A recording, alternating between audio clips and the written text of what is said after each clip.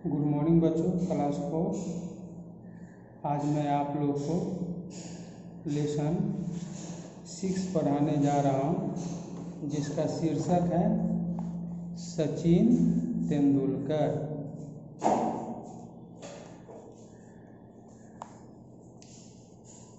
कुछ वर्ष पहले की बात है।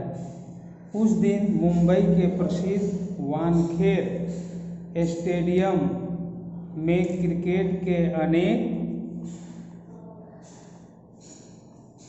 युवा खिलाड़ी एकत्र थे। सभी खिलाड़ियों के मन में अपूर्व उत्साह और कुछ कर दिखाने का संकल्प था, और यह होता भी क्यों नहीं। आज यहाँ रणजी ट्रॉफी प्रतिस्पर्धा के लिए मुंबई की क्रिकेट टीम का चयन हो रहा था। उन्हीं लंबे तगड़े युवा खिलाड़ियों में एक दुबला पतला छोटा सा किशोर भी खड़ा था। वह देखने में 14-15 वर्ष का लगता था। कोई उसे देखता तो समझता कोई बालक कुतूहलवश खेल देखने के लिए यहाँ आ गया है। खिलाड़ियों को एक एक करके अपनी खेल प्रतिभा दिखाने का अवसर दिया गया। अब उस दुबले पतले किशोर की बारी आई। वह किशोर बल्ला थामकर विकेटों की ओर चला। उसकी चाल में गजब का आत्मविश्वास झलक रहा था। तब भारतीय क्रिकेट टीम के कप्तान दिलीप वेंकटशंकर थे। वे भी उस समय खेल के मैदान पर उपस्थित थे। उन्होंने इस किशोर के खेल की प्रशंसा सुन रखी थी, इसलिए वे इस बालक की प्रतिभा को स्वयं परखने के लिए उत्सुक थे।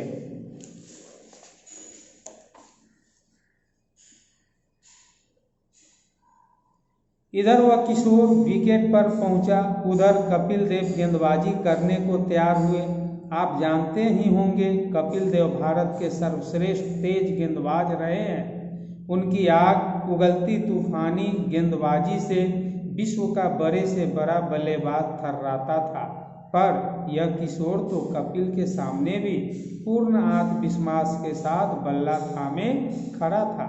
उस समय कोई इस नन्हे बल्लेबाज और तूफानी गेंदबाज की जोड़ी को मैदान पर देखता तो बालक पर तरस खाए बिना न रहता। कपिल देव ने बालक को सामने खड़ा देखकर धीमी गति से गेंद फेंकी। बालक ने उन्हें जमकर खेला। फिर पूरी शक्ति से गेंदबाजी की गई। बालक चट्टान की तरह डटा रहा। उसके बल्ले से चौकों और छक्कों की बौछार होने लगी। चयनकर्ताओं ने इस किशोर की बल्लेबाजी का करिश्मा अपनी आंखों से देखा। इसे मुंबई की टीम में चुन लिया गया। लेकिन यह किशोर था कौन? यह किशोर था सचिन रमेश तेंदुलकर, जिसे आज विश्व के सर्वश्रेष्ठ बल्लेबाजों में से एक माना जाता है। सचिन को बचपन से ही खेल कूद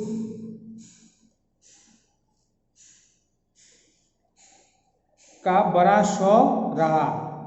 पहले उनका प्रिय खेल टेनिस था। बाद में वे अपने बड़े भाई अजीत की प्रेरणा से क्रिकेट की ओर आकर्षित हुए। अजीत उन्हें मुंबई के ख्याति प्राप्त क्रिकेट प्रशिक्षक रमाकांत आचरेकर के पास ले गए। यह तो मानो गुरु द्रोणाचार्य और बालक अर्जुन का मिलन था। सचिन उस समय मात्र 11 वर्ष के थे। आचरेकर ने इस नन्हे बालक में छिपी प्रतिभा को पहचान लिया। उस सुयोग्य प्रशिक्षक की देख रेख में सचिन बड़ी लगन से क्रिकेट खेलने का अभ्यास करने लगे। क्रिकेट का प्रशिक्षण शुरू होने के 2-3 सप्ताह बाद ही सचिन की परीक्षा की घड़ी आ पहुंची। उन्हें अपने विद्यालय की टीम में रहकर एक मैच खेलना पड़ा। हुआ यह कि सिर मुड़ाते ही ओले पड़े। बेचारे सचिन उस मैच में 0 पर ही आउट हो गए। परिवार के सदस्यों, मित्रों और परिचितों को सचिन से बड़ी आशाएं थी, वे सब धूल में मिल गई। सचिन को भी अपनी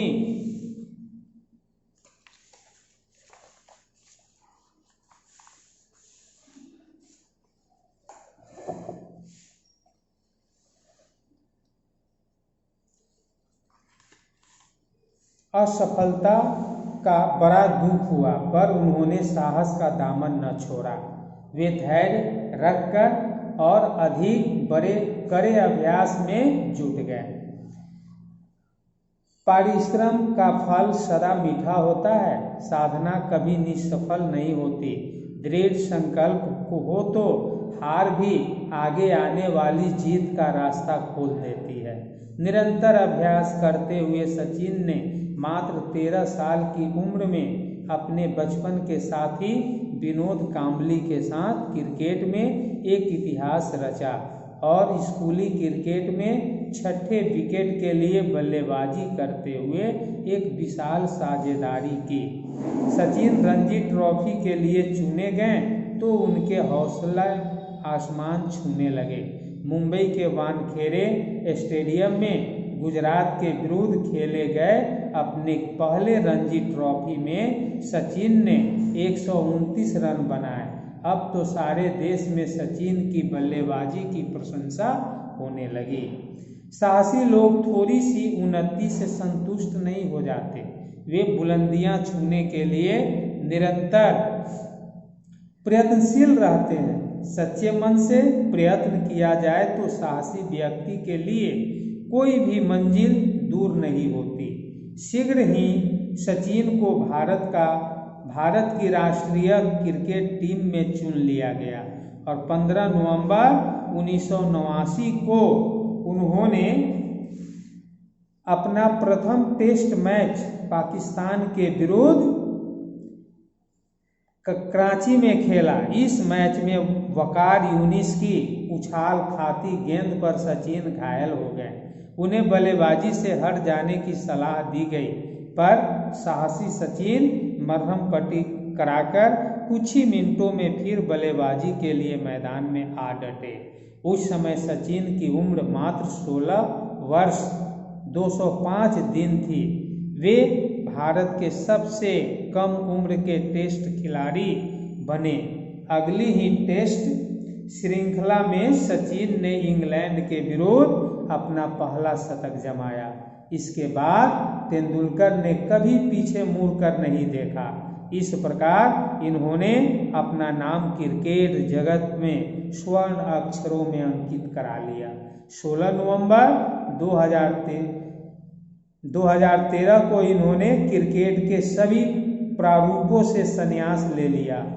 अंतर्राष्ट्रीय क्रिकेट कैरियर में इन्होंने 200 टेस्ट मैचों में 15,921 रन बनाए और 463 एक दिवसीय मैचों में 18,426 रन बनाए। इन्होंने दिसंबर 2006 में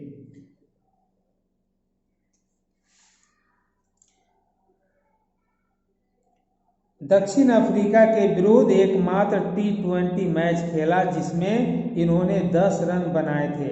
इस प्रकार इन्होंने 664 अंतर्राष्ट्रीय मैचों में कुल 34,357 रन बनाए। क्रिकेट की इस दोनों मुख्य विधाओं में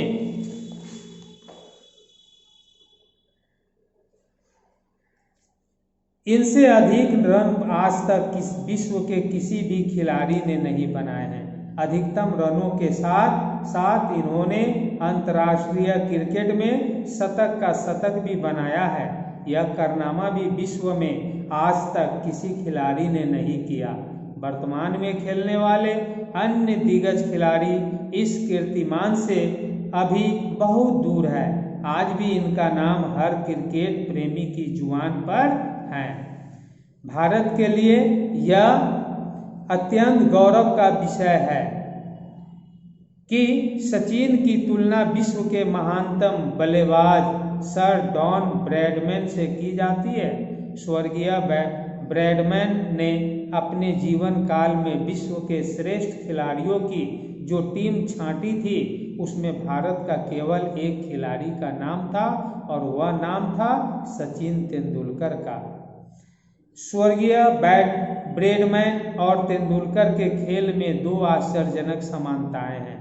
पहली, गेंद को विकेट पर आने से पहले ही पूरी तरह पढ़ लेने की क्षमता, और दूसरी, स्थिति के अनुसार पैरों को फुर्ती से आगे पीछे बढ़ाने हटाने की कला। दोनों महान खिलाड़ियों में एक और भी विचित्र संजोग है। तेंदुलकर अपने सबसे पहली स्कूली मैच में बुरी तरह असफल रहे और ब्रैडमैन भी सन 1928 से 1929 में इंग्लैंड के विरुद्ध अपने पहले टेस्ट मैच में बुरी तरह असफल रहे थे। खराब प्रदर्शन के कारण ब्रैडमैन को तो अगले टेस्ट मैच में टीम से ही निकाल दिया गया था। सचमुच असफलताएं तो अस्थायी होती है। जो हार कर रास्ते में बैठ गया वह मंजिल तक कभी नहीं पहुंचता। जो धैर्य और लगन के साथ अपने लक्ष्य की ओर बढ़ता है, सफलता एक दिन उसके कदम अवश्य चूमती है। प्रारंभिक असफलताओं ने दोनों खिलाड़ियों का उत्साह बढ़ाया। कठिन अभ्यास और लगन के बल पर ही दोनों खिलाड़ी शिखर पर पहुंचे। तेंदुलकर आत्मविश्वास, धैर्य और साहस की साकार प्रतिमा है। कर्तव्य निष्ठा उनमें कूट कूट कर भरी है। देश का मान सम्मान उनके लिए सबसे बढ़कर है। उनके पूज्य पिताजी की मृत्यु को एक सप्ताह ही बीता था कि मई 1999 में विश्व कप प्रतियोगिता में भारतीय क्रिकेट टीम को केन्या के विरुद्ध खेलना पड़ा। देश की प्रतिष्ठा का प्रश्न आ खड़ा हुआ। विश्व भर ने दूरदर्शन पर देखा कि सचिन तेंदुलकर पिता की मृत्यु के असहनीय दुख को अपने मन में छिपाए विकेट पर चट्टान की तरह डटे हैं। उनका बल्ला मैदान में चौकों छक्कों की बौछार कर रहा है। उनके शानदार शतक की बदौलत इस मैच में भारत को विजय मिली।